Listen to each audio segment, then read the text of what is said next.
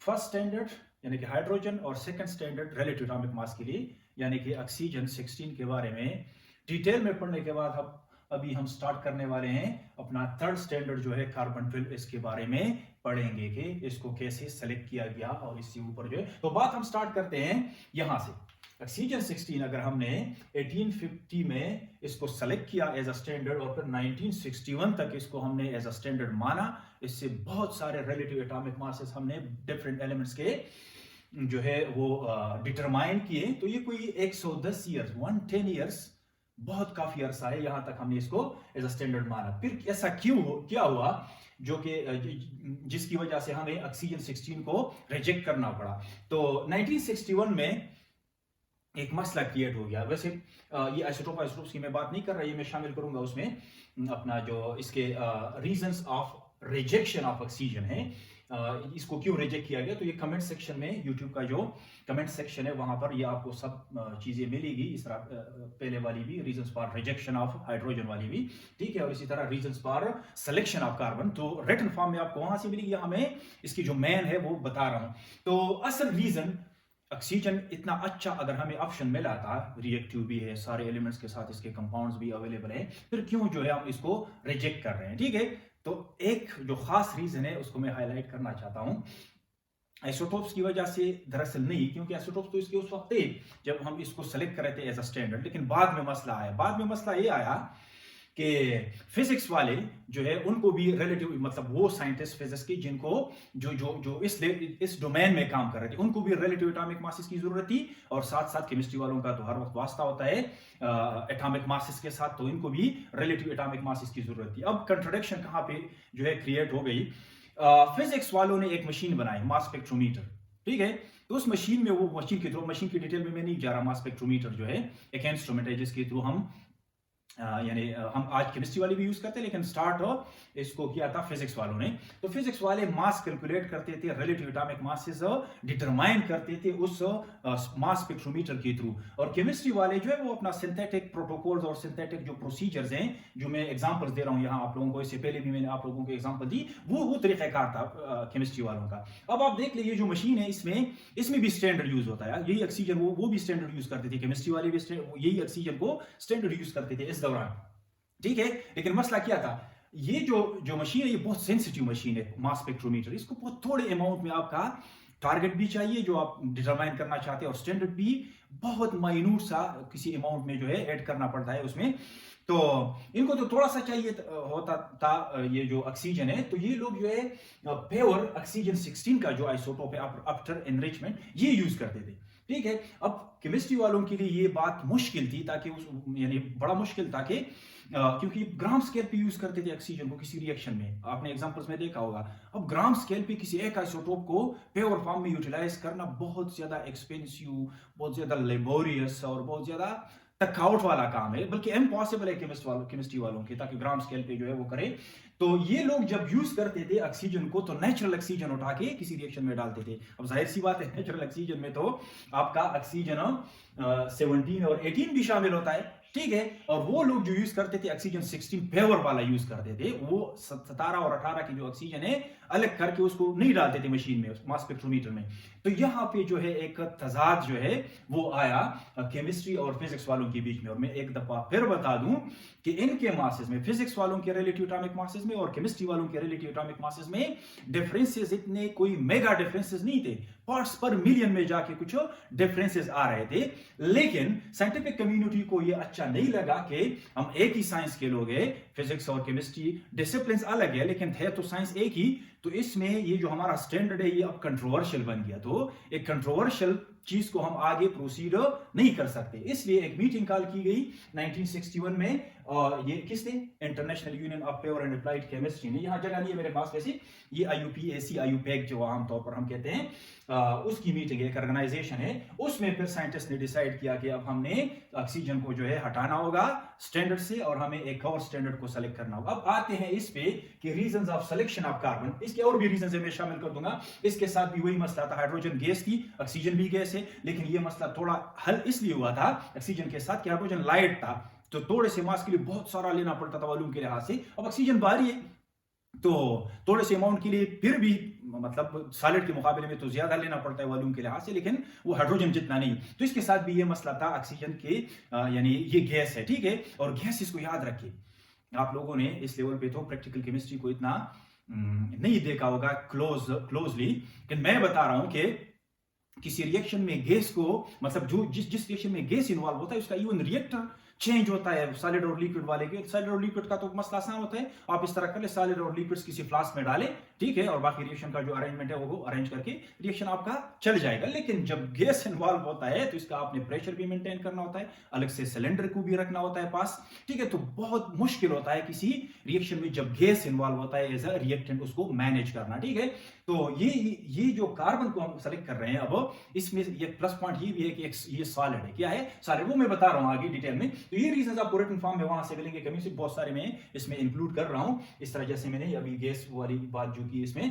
तो ये रिजेक्ट करना पड़ा साइंटिस्ट को, ऑक्सीजन अब आगे ये नहीं ले जा सकते इसको एज अ स्टैंडर्ड, तो कार्बन को सेलेक्ट करना पड़ा एज अ स्टैंडर्ड। अब कार्बन को क्यों सेलेक्ट किया गया, तो इसके सिलेक्शन की रीजंस भी रिटन फॉर्म में आपको उधर मिलेंगे, लेकिन मैं बता दूं फर्स्ट रीजन ये, वैसे लोग स्टार्ट करते हैं यहां से कि इसकी जो नेचुरल एबंडेंस है वो ज्यादा है, ठीक है। लेकिन नेचुरल एबंडेंस की बात जब हम करते हैं तो इसके अपने आइसोटोप्स के बीच में जब कंपेयर कर रहे होते हैं तो उस वक्त ये बात सही होती है। वैसे अगर आप देखें तो इसका नेचुरल एबंडेंस कितना है आप लोगों को पता है? ये वाला जो है अपना कार्बन 12, इसका होता है 98.89%, ठीक है। और बाकी का जो बचता है 100 में से वो आपका ये वाला कोई 1.1 और ये कोई 0.001, इस तरह ये मतलब बाकी का जो फ्रैक्शन है इन दोनों से बनता है। और ये 98.89% जो है इसमें कार्बन के अंदर की हम बात कर रहे हैं।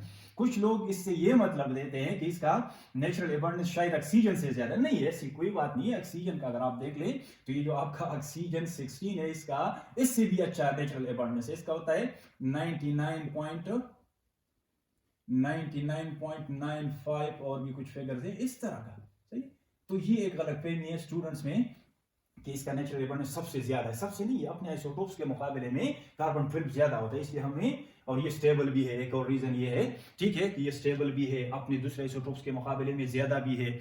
एक और बात कि इसके कंपाउंड्स भी बहुत सारे हैं, यहाँ ये ऑक्सीजन के साथ कंपीट नहीं कर सकता कंपाउंड्स बनाने में, लेकिन ऑक्सीजन के बाद अगर हम देखें तो इसके कंपाउंड हमें ज्यादा मिल रहे हैं, ठीक है। तो कुछ तो इसके वो भी होंगे, मतलब ऑक्सीजन से जो है इसकी प्रॉपर्टीज, मतलब अगर हम देख ले बेहतरी जो है कम होगी ऑक्सीजन के मुकाबले में, लेकिन कंप्रोमाइज करना पड़ता है हमें, क्योंकि वो तो चीज कंट्रोवर्शियल बन गई ऑक्सीजन। अब एक नया सेलेक्ट करना था हमने।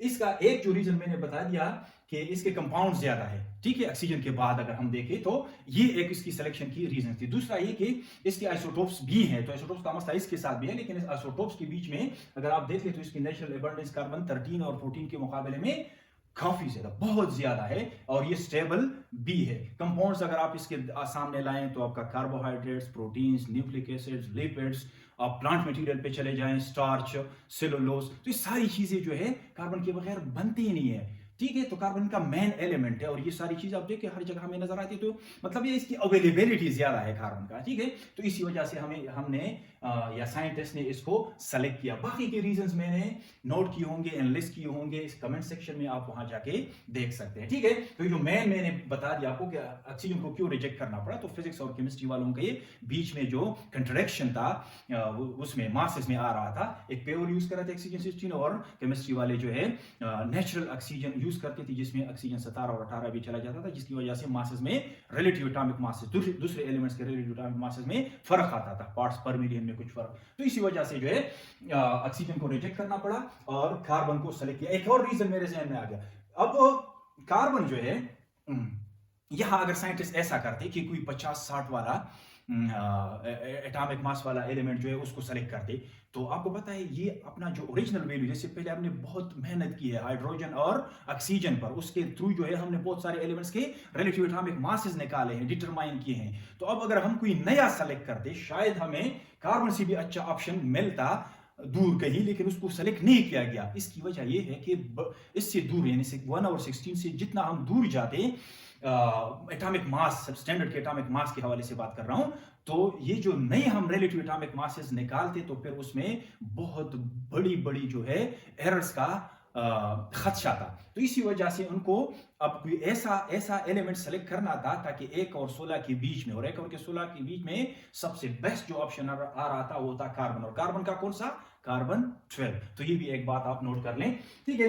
अब आते हैं, ये वही अंदाज है, नोट्स बिल्कुल उसी तरह, मैंने उसी में कुछ चेंजेस करके आप लोगों के लिए ये जो व्हाइट बोर्ड पे नोट्स लिखे हैं उसी को मॉडिफाई करके थर्ड स्टैंडर्ड के बराबर के उसमें कॉन्टेस्ट में मैं बता रहा हूं आप लोगों को। तो कार्बन 12 अब हमारा नया वो है, स्टैंडर्ड है, ठीक है। ऑल साइंटिस्ट एग्री हुए कि ये जो कार्बन 12 है इसको सब मानेंगे कि ये 12 यूनिट्स के बराबर है। खुद कितने यूनिट्स के बराबर है, 12 यूनिट्स के बराबर, यानी 12 डाल्टन भी कह सकते हैं, 12 AMU भी कह सकते हैं, ठीक है। अब इसमें ये वाले जो है इनको हम नहीं ले रहे हैं स्टैंडर्ड, तो जिस तरह मैंने उसको क्रॉस किया हुआ इस पे भी क्रॉस लगा रहा हूं, इसको हम नहीं काउंट कर रहे हैं इसमें एज अ स्टैंडर्ड। अब आप अगर मिक्सचर भी ले रहे हैं, फिजिक्स वाले भी ले रहे हैं, वो भी मिक्सचर यूज करते हैं, केमिस्ट्री वाले भी मिक्सचर यूज करते हैं, तो वो जो बात थी वो खत्म हो गई, अब इसमें कोई वो तजाद नहीं है, ठीक है।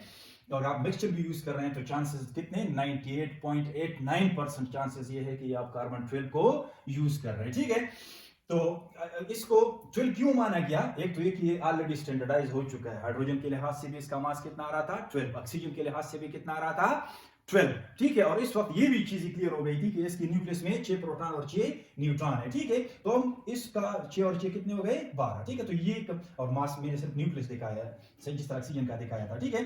तो ये 1 एटम और न्यूक्लियस दिखाने की वजह ये है कि एटम का सारा मास पड़ा होता है उसके न्यूक्लियस में, तो 1 एटम ऑफ कार्बन ये पूरा आपको नजर आ रहा है। इसके बाहर जो है 6 इलेक्ट्रॉन्स भी है, लेकिन उनको हम नहीं काउंट कर रहे हैं, मास में उसको नहीं यूज करते हैं, ठीक है। तो 1 एटम ऑफ कार्बन 12 जो है ये है। अब इसमें 6 प्रोटॉन और 6 न्यूट्रॉन है। एक दफा फिर मैं दोहरा दूं कि न्यूट्रॉन थोड़े हेवी होते हैं उससे, लेकिन यहाँ इन्होंने एज्यूम किया हुआ था सारे साइंटिस्ट ने, और सब इस पे एग्री हो गए कि हम प्रोटॉन और न्यूट्रॉन को इक्वल मान रहे हैं मास के लिहाज से। तो अब जाके हम इसको डिवाइड कर सकते हैं 12 पार्ट्स में, ठीक है। ये वही ऑक्सीजन वाला है, लेकिन यहां से मैंने एक एरो को हटाया, ठीक है। इससे पहले 16 आ रहे थे तो उसको मॉडिफाई करके मैंने बनाया। अब ये जो है अपना 1 कार्बन एटम है, 1 एटम ऑफ कार्बन 12 है, और इसको मैंने इक्वल 12 पार्ट्स में डिवाइड किया। अब किसी भी पार्ट को उठा ले तो उसको अब क्या कहेंगे, 12 में से 1, 12 में से 1, यानी 1/12 ऑफ कार्बन 12, इसका मतलब होता है 12 में से, इसका मतलब 12 में से 1 किस चीज का, कार्बन 12 का, ठीक है।